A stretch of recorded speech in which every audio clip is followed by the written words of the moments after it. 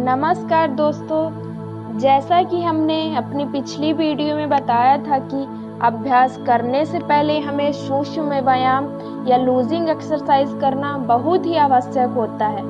चलिए आज हम कुछ नई एक्सरसाइजेस बताते हैं आपको। आज हम बात करते हैं कुछ स्पाइनल से जुड़ी एक्सरसाइज की, जिन्हें कमर दर्द बना रहता है और जिन्हें साटिका की परेशानी है, उस पेशेंट को भी ये एक्सरसाइज करना बहुत ही ज़रूरी है। इससे आपको बहुत ही सारे लाभ मिलेंगे। आइए हम कुछ बात करते हैं 5 एक्सरसाइज की। आइए देखते हैं। आइए, इस पोस्चर को हम कैट पोज बोलते हैं। आप पोस्चर बनाइए और इनहेल करते टाइम अपने नेक रीजन को अंदर की तरफ स्ट्रेच करिए एंड कुछ टाइम तक होल्ड रखिए और सांस छोड़ते टाइम ऊपर की ओर करिए। ये हमारे बॉडी को स्ट्रेच करने में हेल्प करता है और हमारे दूसरे अभ्यास के लिए हमें प्रिपेयर करता है। इस प्रोसेस को आप 5 to 10 टाइम कर सकते हैं। ये हमारे स्ट्रेस को कम करने में बहुत ही सहायक होता है और हमारे जो लोअर बैक पेन को कम करने में, और जो हमारे साटिका के पेशेंट होते हैं उनके लिए यह अभ्यास बहुत ही फायदेमंद है। इसे आप रेगुलर प्रैक्टिस में करें तो आपको बहुत ही लाभ मिलेगा इस एक्सरसाइज से। और जो हमारे नेक, शोल्डर और स्पाइनल की जो हमारी फ्लेक्सिबिलिटी बढ़ाता है ये एक्सरसाइज। इस मूवमेंट से जो हमारी hip, back, abdominal, chest and lungs की जो मसल्स होती हैं वो स्ट्रेच होती हैं। इसके बाद हम अपना शशांक आसन में आएंगे और रिलैक्स फील करेंगे और सामान्य पोजीशन में आ जाएंगे। आइए अब हम अपनी दूसरी एक्सरसाइज करते हैं। ये हमारा कैट पोज का दूसरा वेरिएशन होता है। अब अपने नेक रीजन को नीचे की ओर डाउन करेंगे और अपने घुटने को सर से लगाएंगे और अप करते टाइम आप अपने सर को ऊपर की ओर स्ट्रेच करेंगे। इनहेल करते टाइम डाउन करेंगे एंड एक्सहेल करते टाइम आप अप करेंगे। इस प्रक्रिया को आप 5 to 10 टाइम कर सकते हैं, जिससे हमारा neck and back and chest जो मसल्स होती हैं वो हमारी स्ट्रेच होती हैं और जो हमारा चेस्ट स्पेंड होता है तो उससे हमारी जो ब्रीथिंग प्रॉब्लम होती है वो उससे आपको बहुत ही लाभदायक होता है ये आसन।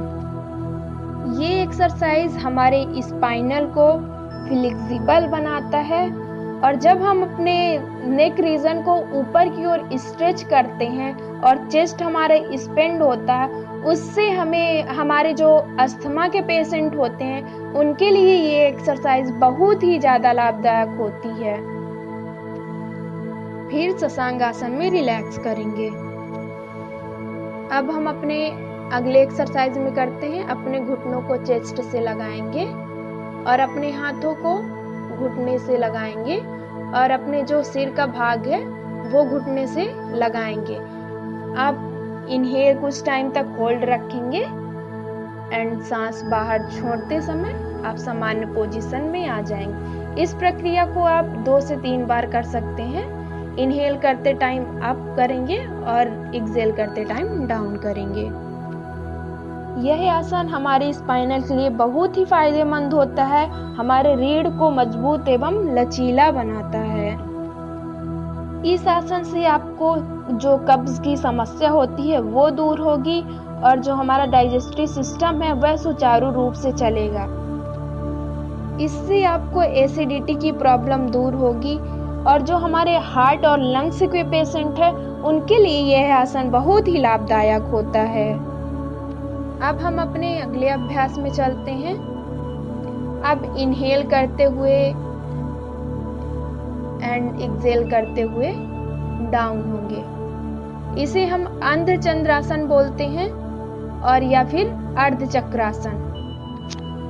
इस प्रक्रिया को आप 2 से 3 बार कर सकते हैं। यह हमारे कमर दर्द से लेकर मांसपेशियों तक को यह सकारात्मक रूप से प्रभावित करता है। यह हमारे स्पाइनल में लचीलापन लाता है। यह हमारे गर्दन में और जो हमारे पीठ में दर्द होता है उसे कम करता है।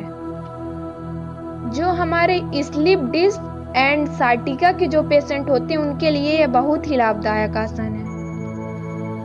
अब चलिए हम अपने अगले अभ्यास की ओर चलते हैं। इस आसन को हम मरकट आसन बोलते हैं। ये हमारा अल्टरनेटिव पोज होता है।